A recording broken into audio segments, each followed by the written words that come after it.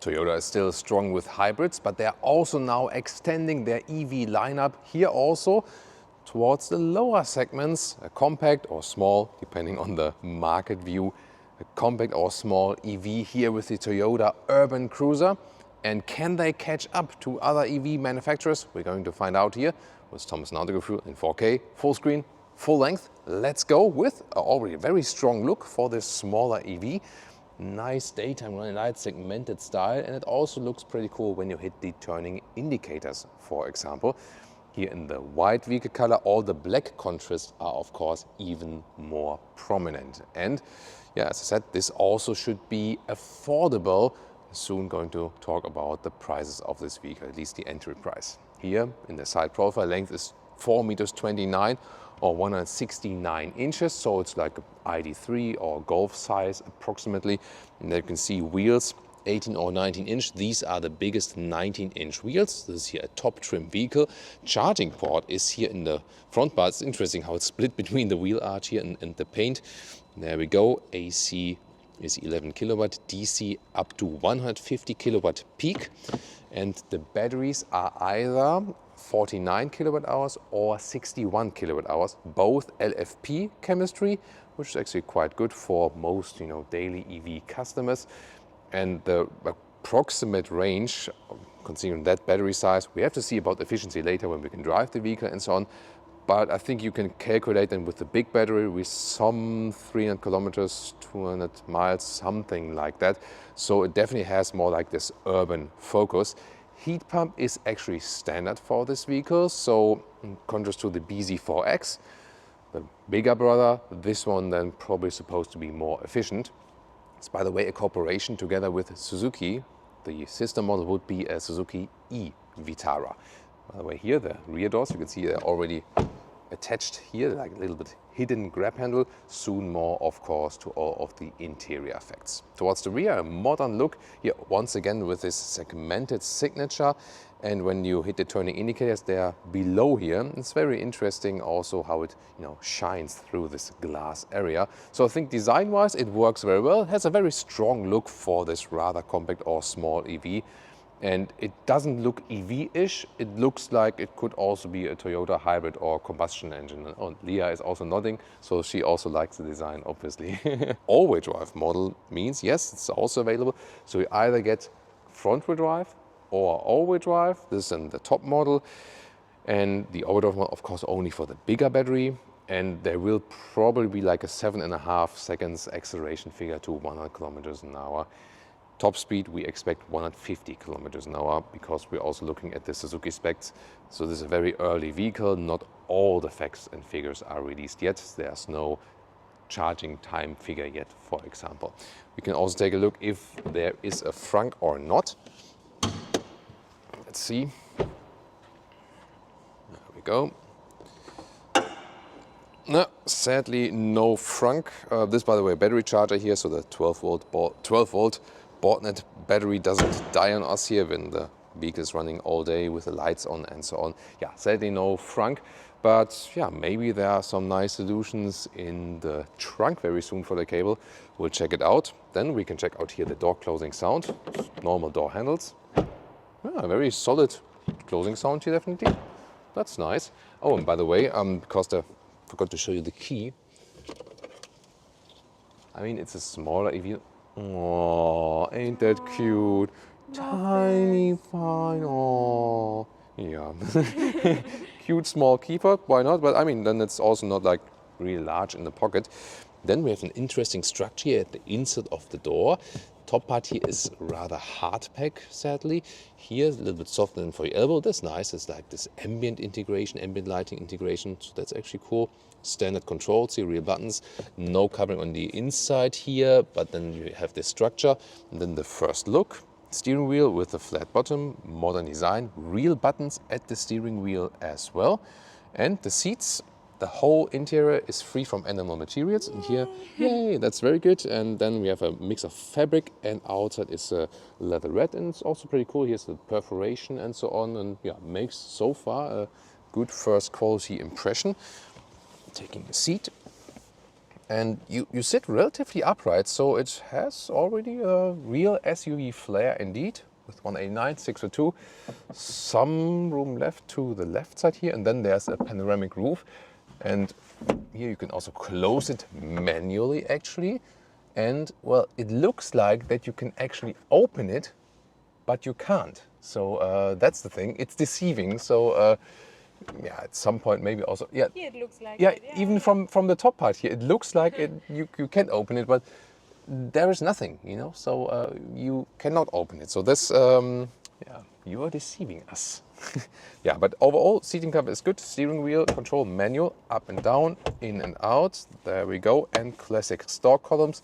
So this also aiming at a customer group who are coming from the hybrids or the combustion engine and saying like, we don't want to make it like too spacey, too much different and so on.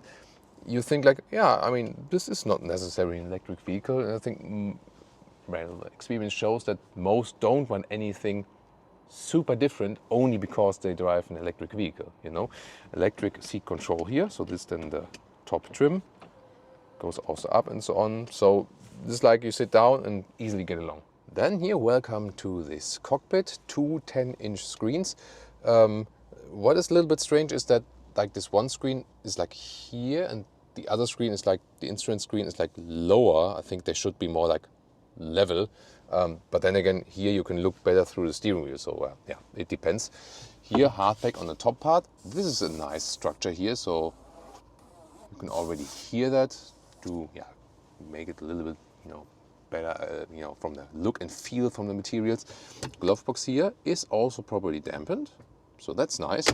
Still a manual knob here for the volume, and also the climate unit here, vent strength and warmer and colder, so this is actually easy to access.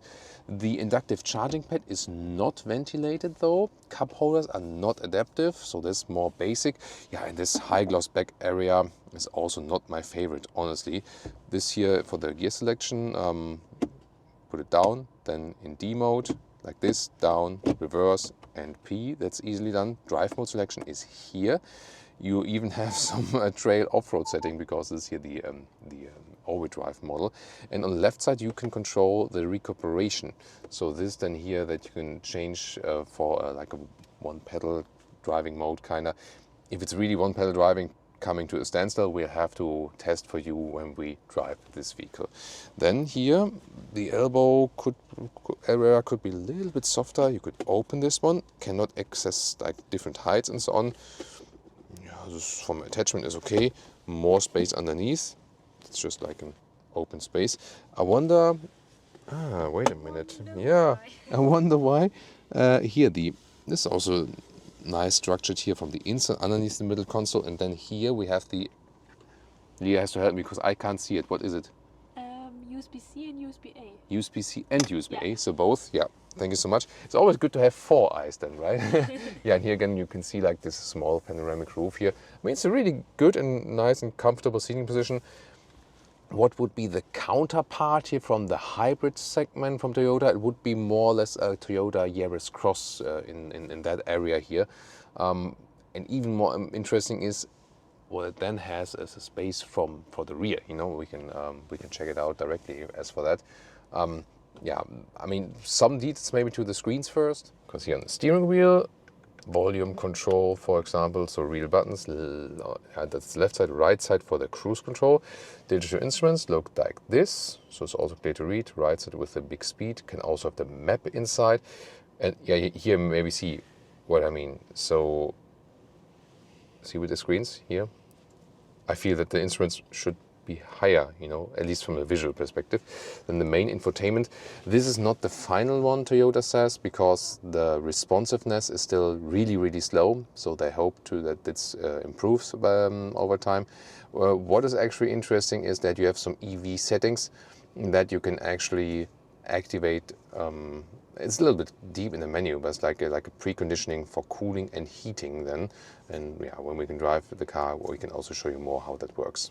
And you also have here Apple CarPlay or Android Auto, wired or wireless. I would say the JBL sound system is not too bad. Not too bad. And I always find it very interesting with the Toyotas. So at the moment, I think they always look stunning on the exterior. The interiors are always like, yeah, okay, not the most premium ones. Something looks old school, outdated, not the best materials. But it's kind of deceiving because in the reliability rankings, Toyota and Lexus are always leading. So only because you get the impression that maybe this is not the best interior doesn't mean it has a bad reliability, you know. So at least for the hybrids, we have the experience that Toyota hybrids are really super reliable, and also the normal, like non-hybrid combustion engines. We'll see, of course, how it turns out with their EVs. But I think we have good hopes that the EVs will also keep up that reliability ranking. Yeah, Leah is checking more features for you. Oh, Wow. Oh, Look at that. not that bad. Wow. So she found out that the passenger seat has a sleeping function, basically. So interesting. That's nice. And we've also saw that the handles here, so it's possible for the passengers. It's actually also in the rear on both sides, just not on the driver's side. So you have It's a hole, but yeah. no. And here the driver's seat is electric, but it also folds down actually. So yeah, you can also have a good time together then. To join me? Yeah. Yeah, that's the next charging stop then, definitely.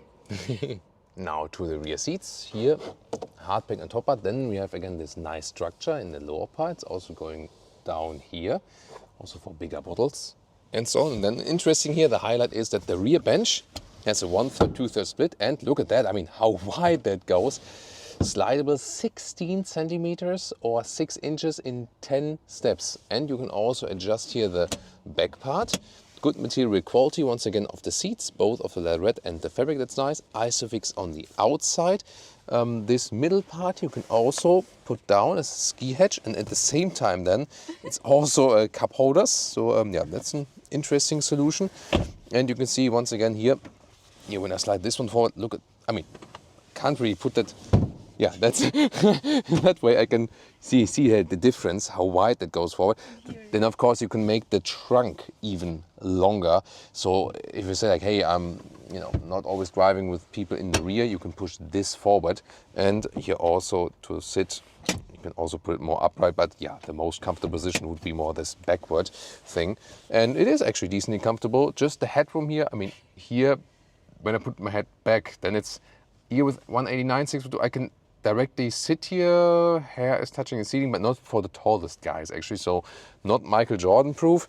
And legroom here is actually fine considering the length of the vehicle, so it's really good in the usage of space here overall. In the lower part, 2 more USB-C chargers, also split in C and A. One thing, by the way, here is that like in the front there, what I discovered then is that the connection is with the USB-A. There's of course a little bit old school approach, you know what I mean?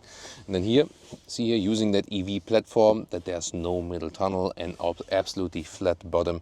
That's also pretty cool. Then let's take a look at the trunk. Here we go. Manual opening, shelf here, this fits also vertically in. Then the width is a little bit less than 1 meter or 40 inches, and the normal length here is about some 70 centimeters or 28 inches.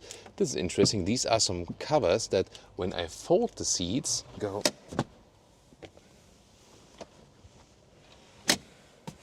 there we are. And there you can see. This is like to protect anything from falling inside there. And I had some experience with that, yeah, because we recently had like a blueberry accident, and we had a vehicle where like there was nothing like that, and there were like really wide open spaces behind the seats, and there was like a shopping basket, and then there were some blueberries, but there was like some organic blueberries, no plastic falling around, and they were just in like this open box. And then the bigger box, it turned upside down, and then the blueberries were all over the trunk, and then they were going inside there behind the seats, and I was like picking them one by one out of it. This is definitely blueberry proof. Yeah, maybe here they could fall in, but this is definitely to protect anything from falling there, and you can also slide stuff in the trunk. A small excursion, sorry about that. And then here we go to the total length, to the seats I would be driving. This is about like almost 1.60 meters or 62 inches. And underneath here, because we have no frunk, you can store some charging cables. Actually, it stays up like this, and here or here. That's yeah, for that sufficient space. I think yeah, they're using the space they have definitely. The only thing we don't have yet is the height.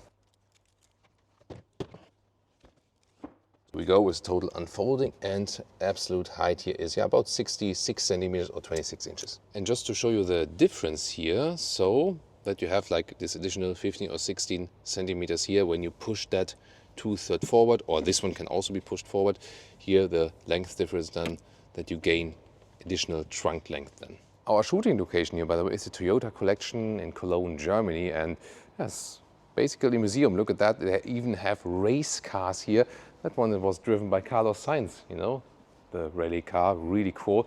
And of course the past series production vehicles here, so a lot of precious vehicles here, so yeah, definitely worth to take a look at that. And here behind that curtain there are even more cool things. Look at that. So I mean, can't even mention all these vehicles here. Old Land Cruisers there in the back as well, in the far back, so that's of course pretty cool. Yeah, and design was probably also this one here. Yeah, always really nice, right? So from the exterior, I think it looks really cool, rugged, a little bit off-roadish and so on. Yeah, there's also all-wheel drive. On the inside, you of course also see like the Suzuki Corporation, that not everything is like most premium on the inside. Favorite definitely the seats, also how they look and they feel. The rest of the materials are, of course, yeah, at some point it's also a budget thing, but there's good offering of space on the inside. And the pricing, they say it will probably start around 30,000 euros, not safe yet, and with the smaller battery. And think about like a bigger battery with the all-wheel drive and some equipment. We'll keep you updated when we know more, and would like to hear your feedback on this Toyota Urban Cruiser. Of course, you can also check out other EV competitors.